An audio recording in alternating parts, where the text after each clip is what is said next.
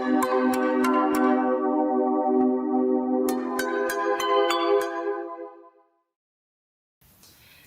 guys, I'm Julie, and today I'm going to tell you a little bit on how to play a faun at Merrolyn. I picked a few topics that might be interesting for you. First of all, I'm going to start out with the antlers. Antlers are very important to fawns because they're their pride and joy. They come in all shapes and sizes. They can be tiny little horns. They can be magnificent large antlers. And I'm going to tell you on how you can get some antlers on your hands, on how to do them yourselves and where to buy them if you want to buy them instead. First of all, I tried 2 different options of doing them myself. I went with wire and polymer clay, and I went with pipe cleaners and paper mache. So for both of these things, I linked 2 videos down below where you can see how every step is made and how you can do it step by step. But I'm still going to show you some results and some in-betweens to give you an idea on what it can look like and how you can do it. Also, just to reassure you, I'm not, a very skilled crafter. I haven't done that before all the time. So I basically started where some of you might be starting at the very beginning, and it still worked out pretty well. So I actually just tried it to make sure that it's going to be easy enough to do it. So first of all, I went with pipe cleaners and paper mache. I'm going to show you some mid results. So it's not done yet, but here you have a general idea. As you can see, I already started with the pipe cleaners, and I went with 2 layers of it and swirled them around each other to make sure they're a little more sturdy. I added a pipe cleaner here in between to make sure they don't loosen up on the headband and they stay in place where they're supposed to stay. As you can see, they still wiggle around a little bit, but that's no problem at all because once you add the paper mache, they get a lot more sturdy. To make it easier to apply the paper mache, you can use a little trick. You can go with tape. I use this sort of tape, but you can also go with duct tape and basically any tape you have at home. The idea is just that you can make it a little more smooth so the paper mache will hold better. So that's the first one that I made right here. And then there's another one that's a tiny bit bigger. Here we go. This is the clay one with the wire. So I put wire on top here. I added different parts of the antlers, and then I went with polymer clay on top of it. I'm showing you this in a part result as well, so I haven't painted it yet, to show you that it can easily crack as well, which it did here for me, but that's no problem at all because you can just add a little polymer clay on top and that will just dry out with it, and then it'll still stick and look better, and then you can paint over it. I used acrylic paint and that worked really well for me a few times, also because most acrylic paints already come as waterproofs, and that is going to be very important for you because with a LARP that is also playing outside, you want to make sure that rain doesn't just ruin all of your antlers because it'll wash away the paint. So these are the 2 options I tried out, and they're really easy to make. It took me a few hours, and then of course the drying time, I went with self-drying polymer clay. Of course you can also use the one that you have to bake, but with the headbands already attached, I felt it was safer to have self-drying clay. So this was what I went for, and it was easy enough, and I had a lot of fun doing it. So this is that. Also with antlers, you have to keep things in mind when you do them yourself. And there are 3 most important things. One is that you have to make sure they're comfortable. The other one is that you have to make sure they're not too heavy. And the third one is you have to make sure that they hold well on your head. So the comfortable part is actually one that I highly underestimated when I played my first faun-like creature. I wore a headband all day and I started to get really sore behind the ears.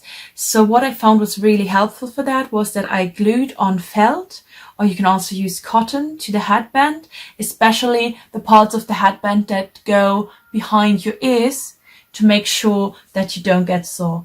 Of course, when you use a wig, you probably don't need that anymore because the wig will soften the impact of the headband on your head anyways.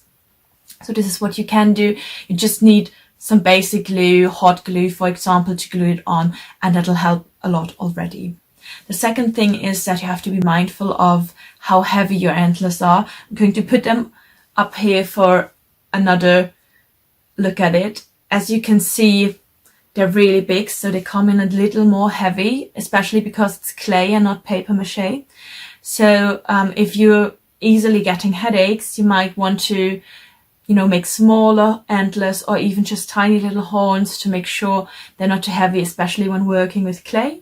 Paper mache, of course, is a lot more lightweight, but you also have to add a lot of layers to make it look as big as these antlers, for example. So be mindful of that as well. What you can always do is, make yourself some antlers, try them on way before the lab on a day where you're at home anyways. Walk around in your house, see how heavy they are. If you get headache from them, if you can wear them comfortably, that will help a lot. Also, what you can try already is if they have a good hold. You can, for example, try to pick something up from the ground, see if they still stick on your head. You can dance a little, you can walk around, you can run around, all the things that might happen at a lab. And if they stick on your head, that's perfect. If not, I do have some little nifty ideas on how they might hold better. One is, of course, draping your hair on top of it. You can put them on, and then if you have long hair, you can just put it over and under it and tie it to a tight knot in the back of your head. That'll make sure they stick on your head better. But of course, not everybody has long hair. So for everybody else, there's also the idea that you can buy an elastic flower headband, and you can drape the flower headband just before your antlers and then put the headband on the other one. And this way it makes sure that it sticks on your head. And again, here the felt comes in very handy because it'll be a little extra pressure on your head that the felt or cotton will soften for you. So this is another idea that you can use. Also, what the flowers on the flower headband do is they cover up your headband nicely, your antler headband nicely, and they look very, very drawn to nature, and it gives it all a more authentic and more aesthetic look.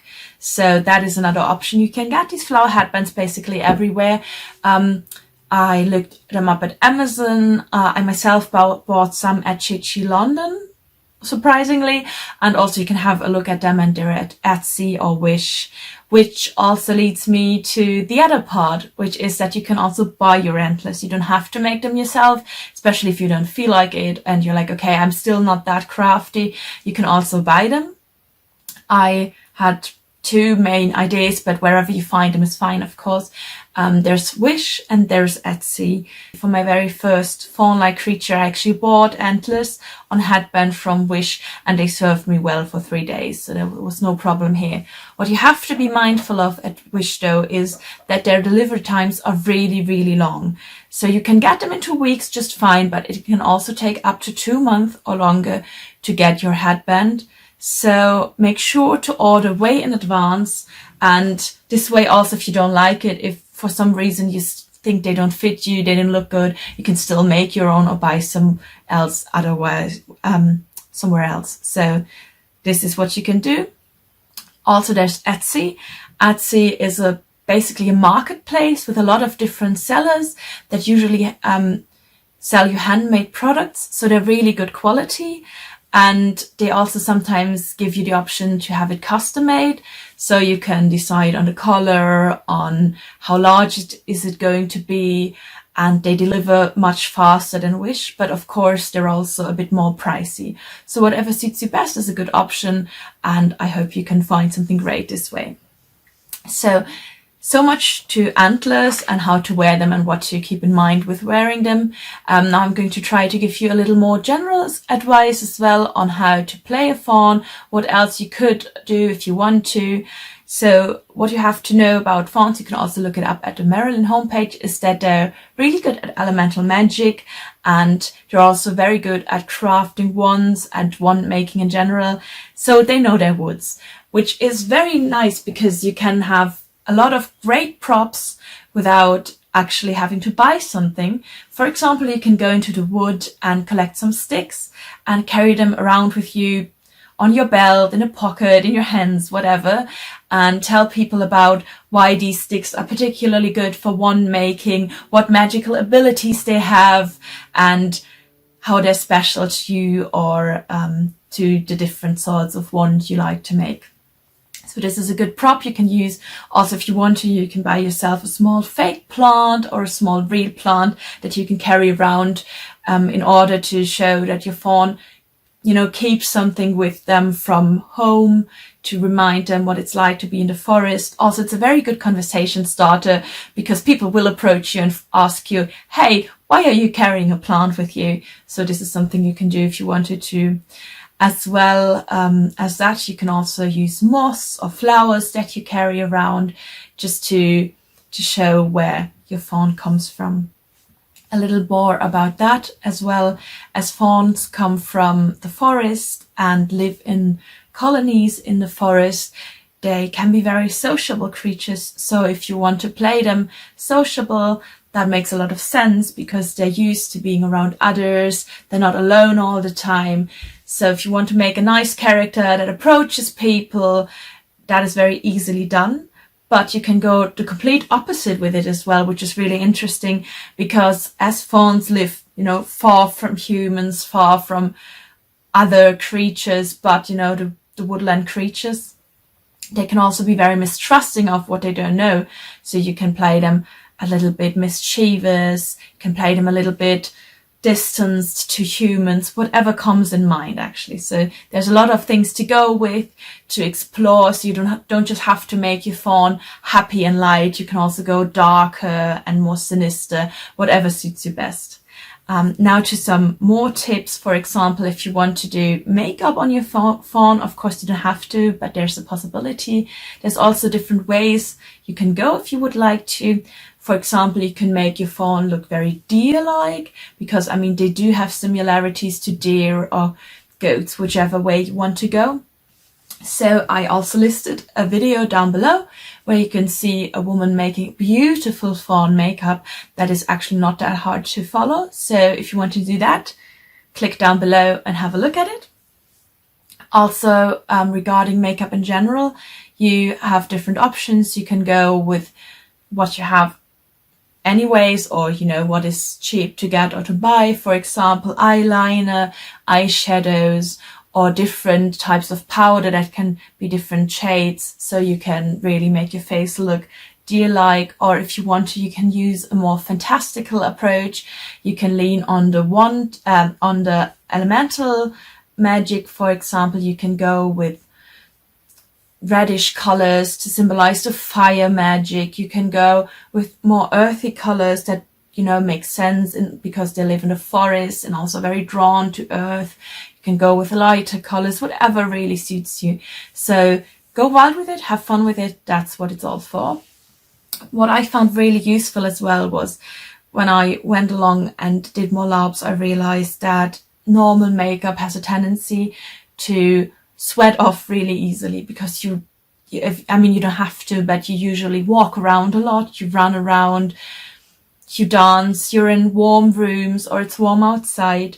So what I found really useful is when I found out that you can also use alcohol activated makeup.